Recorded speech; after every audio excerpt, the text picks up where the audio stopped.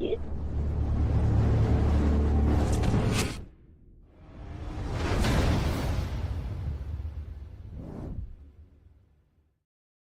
must be 4:00 Friday.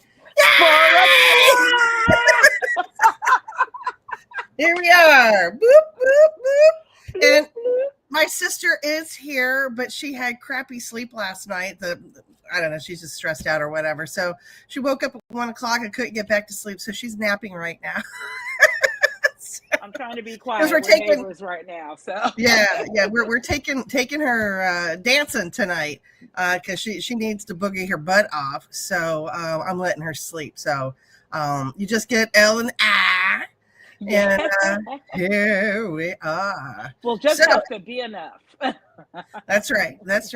Hey, Ivy's back. Pookie's on back. Yay! You've been MIA, my dear. So welcome back. Welcome back, Ivy. And we are in rare form today. So put your seatbelt on.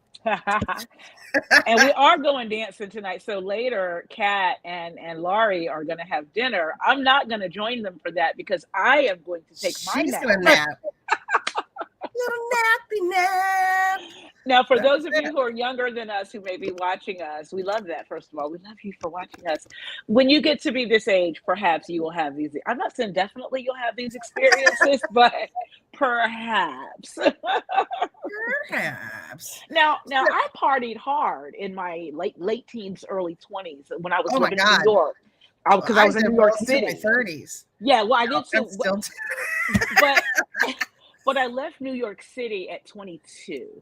So from like 18 to 22, I was partying in New York City. That is some heavy duty partying. So back then, I took naps before going out too. We all did because it was, you got to, because you're nonstop until the sun comes up half the time. Literally, or hours before you need to get to work. Yeah. I can't even imagine go to sleep before doing that today. Especially with what I do, being a hypnotherapist, you don't want to be hungover or crusty or any of that shit. And let's face it, we would die. Like we would just die. No way. Yeah, not happening. So since my sister's here, there's no hypnotherapy sessions booked. So whoopee. Chin, my girl. And to you too, Ivy. Hope you're having a lovely Friday evening there in Germany. What part of Germany?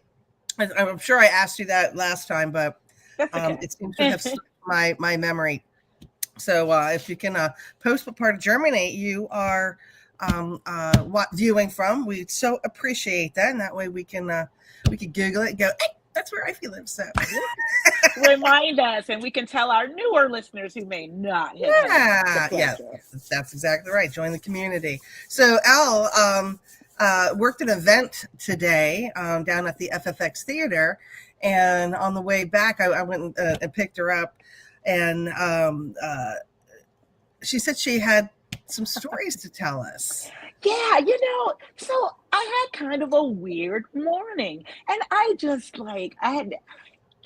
luckily, thankfully, I didn't second guess myself. I just immediately took it for what it was. But at any rate, so I use public transportation very often. If there's not, someone who's available to me that could easily give me a ride, I do public transportation, and I enjoy it. It's a cool thing, and so I left Mom's house this morning because taking care of Mom a little bit. Left her house this morning, got on the bus. Well, when I got to the bus stop, normally all the bus stops I go to are always not very well populated. I'm normally the only one. And so this bus stop is a nice one. It has a nice bench and it's just nice and, cool. Oh, good. It's nice. But there was someone at the bus stop this time. I was like, oh, okay, wow. And she was kind of standing in front of like the whole bench. Like she was kind of like my bench. Yeah, I know. And she had like an umbrella, a parasol to keep the sun off of her or whatever. And her back was toward the direction I was coming from.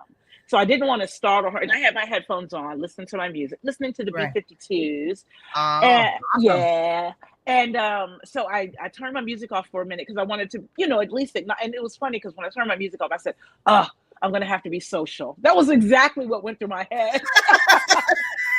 So rude. And So folks, rude. look, let me tell you, Elle is a very social butterfly, but I guess early in the morning you're like, no, not having that.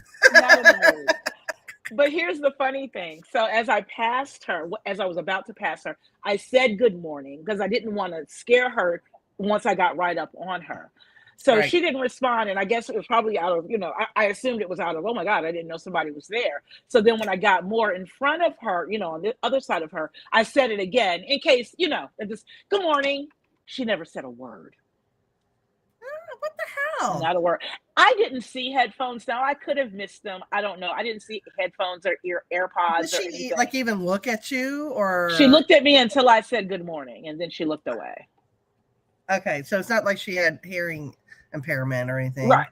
I don't Okay. believe so. And Okay. again, she could have. I don't want to assume, but yeah. So she never said a word. I was like, oh, awkward. But I just sat down. And I was like, well, it's whatever. And you don't want to automatically take offense. It's seeking to understand first, Right, and then to be understood. She But could just I be in a really shitty place in her life. could be. Who knows? Who knows? And So instead of saying what's good about it, she chose to keep silence.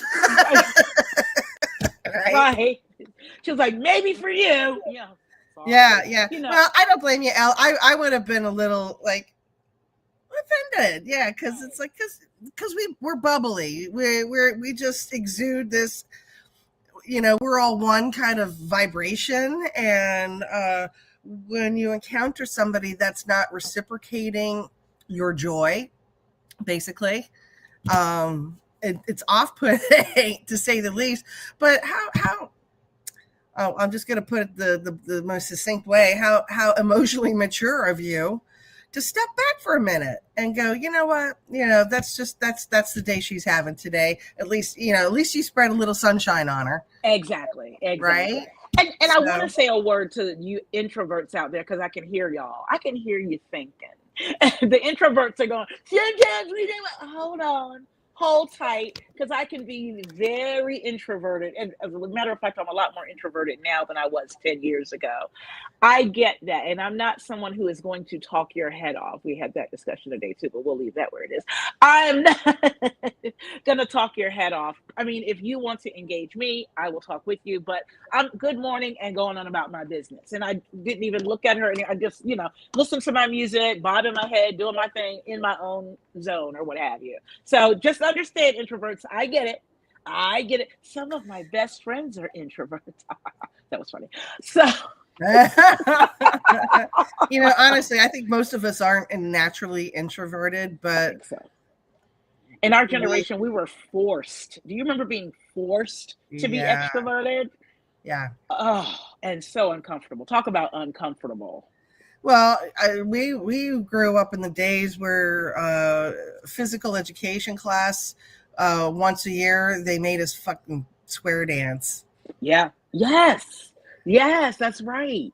Which, looking back now, that's a great resource to get us out of that introverted thing, even though we thought square dancing was just the stupidest thing on the planet. I thought it was cool. I loved it. I thought it was cool. I really loved Osi-Doe. Oh no! Most of us in my class was just like, what? This is not cool at all. Oh wow! Square dancing isn't cool, right? So we just felt goofy. So we're wearing goofy uniforms, doing the goofy dance with these goofy guys that are developmentally 2 years behind us. Right. Yeah. Oh, this is junior high school, not high school. So yeah, I was like, okay, this is one for the therapy couch. That would be a great sketch. We got to do that. The therapy couch? Yes. And complaining about the whole square dancing thing. That would be a whole great bit. We're gonna explore that bit. We're gonna explore that. Yeah, we're at some point we're gonna be expanding this situation here, but for now we're just gonna be a couple goofy old ladies, and here we are. I have to tell you, the story isn't over. This, because it wouldn't even be a story. It's funny. The saga continues. Okay. The saga continues. It wouldn't even be a story if it wasn't for this next part. So I'm sitting there for about 8 minutes. 8 minutes later, the bus comes. and I was going to yield to her to get on the bus, but she kind of yielded to me. I could tell she felt a little uncomfortable for whatever reason. So I went ahead for, how you kind of do that social dance and figure it out. Sure, I went sure. first. It was no big deal. I went first. And I did that. And got on the bus and turned my headphones off again and said, good morning to the bus driver. She didn't say a word. She was looking straight ahead and kept looking straight ahead, even after I said good morning. I was like, oh. And at that point, again. At the point that I said good morning, I know. At the point I said good morning, I was slipping my money in to get my ticket. And so I had to stand there. So not only was it awkward, but I had to stand there for a few seconds in the awkwardness because she's looking straight ahead, never looking at me. So I'm waiting for my ticket to pop up. So it popped up and I said, thank you. And went and sat down. Listen. You just pretended like she did. Yeah. I'm like, baby, I ain't even going to hold you. I hope you have a better day. Yeah, right? Like, go ahead. Oh, well, it sounds like she's hating her life. I'm just like, wow. And I have honestly never had that experience. Now, you may get bus drivers who don't greet you first. That's okay. But I always greet.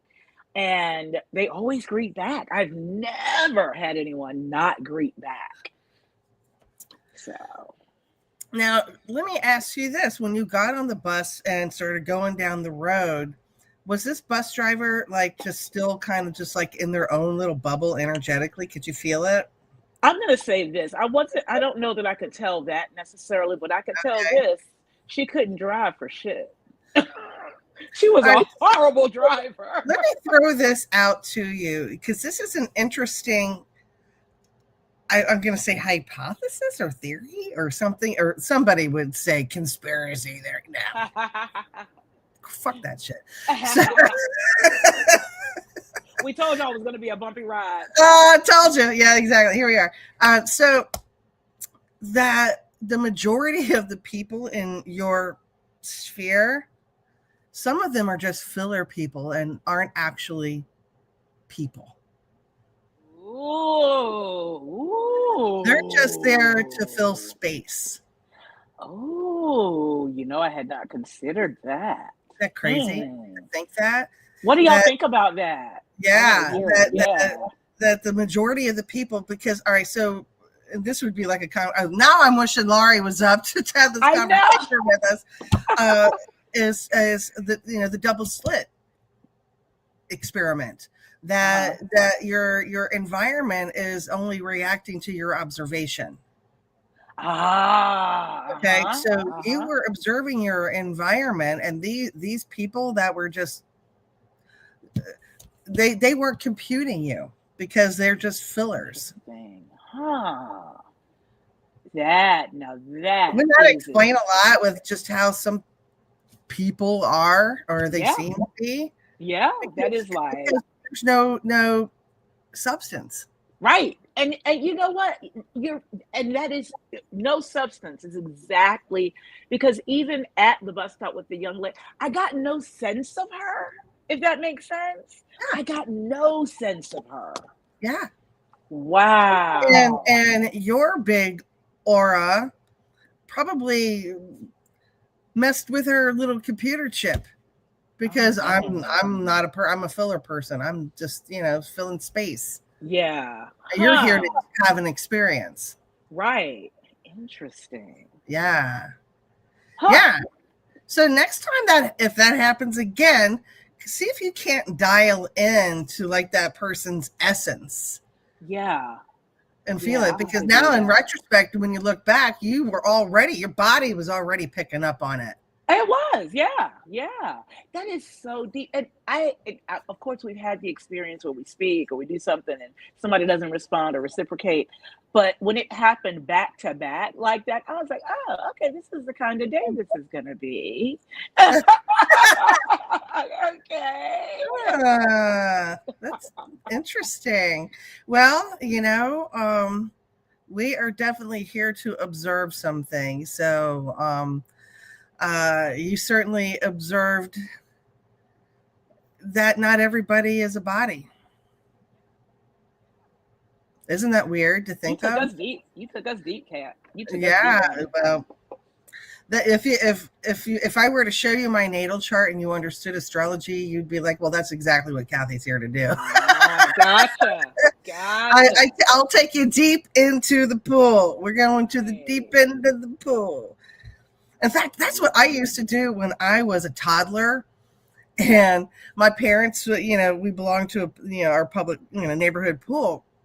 And when I was just like, not even barely 2 or 3 years old, if my parents were too busy, talking with the neighbors or they're getting a little buzzy or whatever, I would walk my little ass to the deep end of the pool.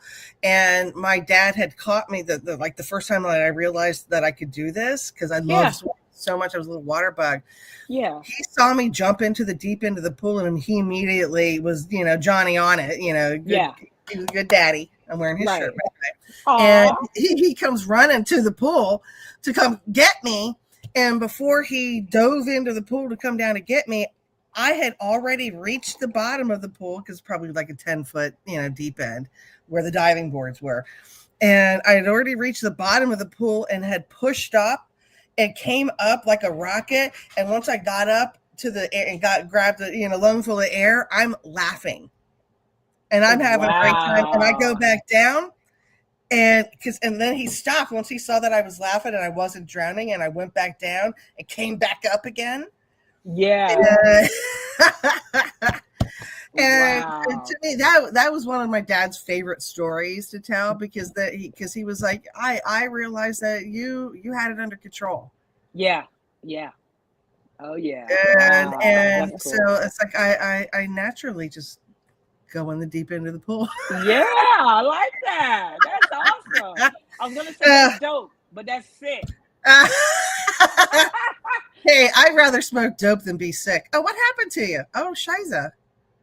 Elle got, oh my goodness, what happened? It's just you and me, Ivy. I don't know what happened.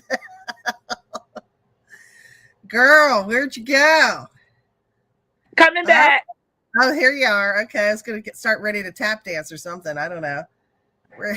What happened? Did you run out of juice or something? No, not at all. Someone called me. Oh, and knocked it out. Wow. Oh, there you go. Add to stage. Oh, okay. Let's remove that one. There we go. Okay.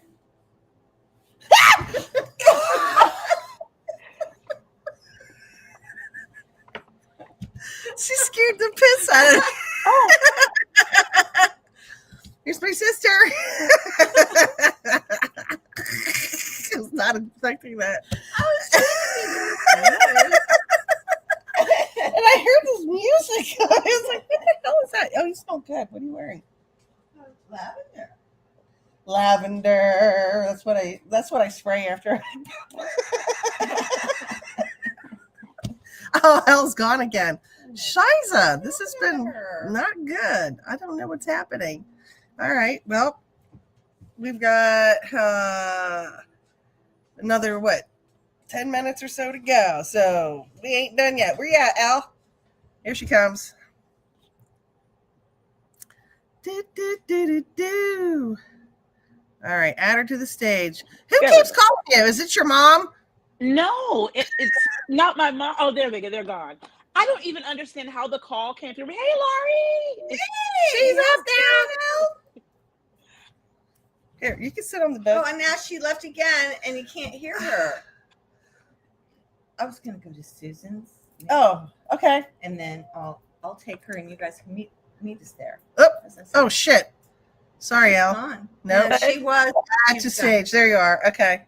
Okay. Say hi and bye. Hey, I'm still here. I'm going out. I'm going to my friends, and then she's out again. No, I'm here. I'm here. You guys, could you meet us at Vino?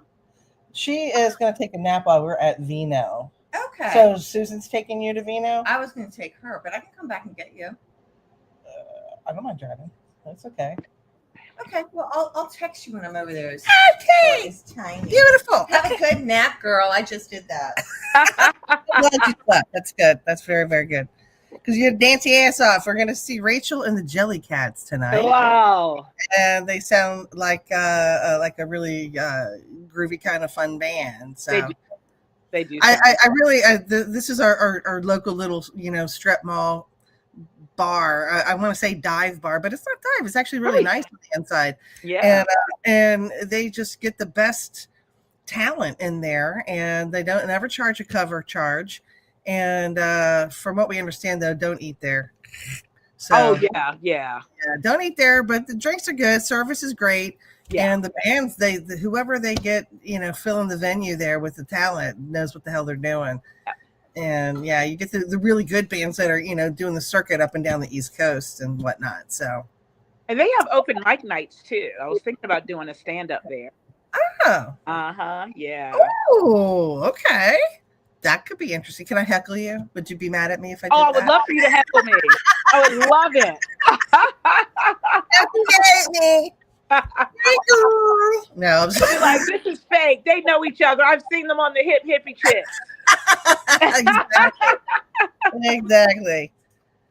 You're not fooling nobody. So let me tell you. I'm gonna pretend like I didn't tell you earlier.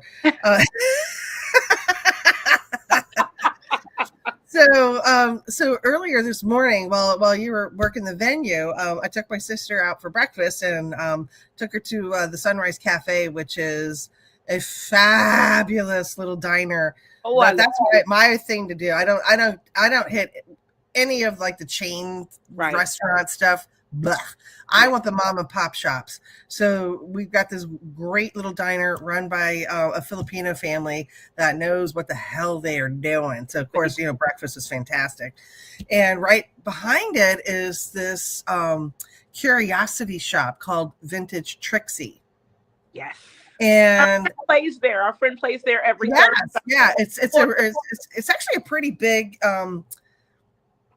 I guess venue. It is a venue, but it's also like an antiques curiosity shop and crystal shop. I didn't realize that she had crystals in there as well. Wow. Anywho, you were looking at all this stuff. It's just really cool. I mean, just the stuff that she's accumulated and has up for sale. Right. And there's actually two buildings, the small little house building that's obviously a vintage home from Great Bridge in Chesapeake, Virginia, and then another outbuilding that's like that used to be like I looked like it was a bay for like a auto mechanics shop or something like that. Yeah. Okay. And that's where the bands play. Right. Is there. So anywho, they have it filled with all kinds of curiosities, and there's little sections of it. So of course there's an old dolls section. Okay, and if you know anything about antiques, especially old dolls, that's honestly on an energetic level could be bad news bears, seriously, because things can get attached to that. Yvette, yeah, and I'm highly sensitive to that type of activity, and I'm feeling it in there, and I know that I'm not alone in there, and it's not just the circuit camera watching me. Okay, Yeah, and then I turn the corner and there's a whole row of all these vintage old clown dolls, and I'm like, nope. And I'm like, all right, so I gotta go to the bathroom, and I didn't want to use the bathroom there because it's the kind of the kind that you don't want to do it. So I'm like, I tell my sister and I have. It's always funny whenever we go to a store, one of us has to go poop, so we say poopy alert, and we know exactly what's happening. So. And she was trying to get me to use the bathroom there, and I'm like, no, honey, I'm going to blow that thing up. So I'm like, we got to go home. And as we're leaving, I felt a pinprick on my ass. A pinprick? Pinprick. Like somebody literally took a safety pin or a pin and poked me in the ass with it. It was a poltergeist that got me. Yeah, I'll get you in the ass. You feel that? Right. Whoa.